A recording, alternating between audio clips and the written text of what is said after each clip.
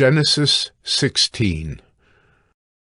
Now Sarai, Abram's wife, had borne him no children. She had a female Egyptian servant whose name was Hagar. And Sarai said to Abram, Behold now, the Lord has prevented me from bearing children. Go into my servant. It may be that I shall obtain children by her. And Abram listened to the voice of Sarai.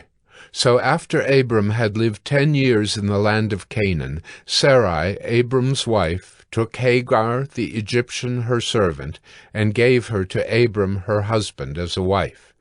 And he went in to Hagar, and she conceived. And when she saw that she had conceived, she looked with contempt on her mistress.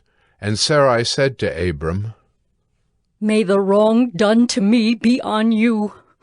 I gave my servant to your embrace, and when she saw that she had conceived, she looked on me with contempt. May the Lord judge between you and me. But Abram said to Sarai, Behold, your servant is in your power. Do to her as you please. Then Sarai dealt harshly with her, and she fled from her. The angel of the Lord found her by a spring of water in the wilderness, the spring on the way to Shur. And he said, Hagar, servant of Sarai, where have you come from, and where are you going? She said, I am fleeing from my mistress Sarai. The angel of the Lord said to her, Return to your mistress and submit to her. The angel of the Lord also said to her, I will surely multiply your offspring, so that they cannot be numbered for multitude.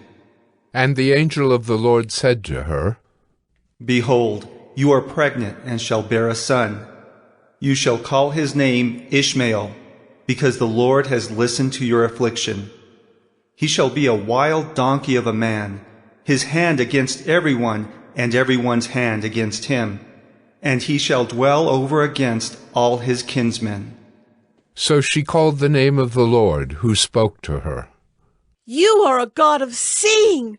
For she said, Truly, here I have seen him who looks after me. Therefore the well was called Bir-lahai-roi. It lies between Kadesh and Bered. And Hagar bore Abram a son, and Abram called the name of his son, whom Hagar bore, Ishmael. Abram was 86 years old when Hagar bore Ishmael to Abram.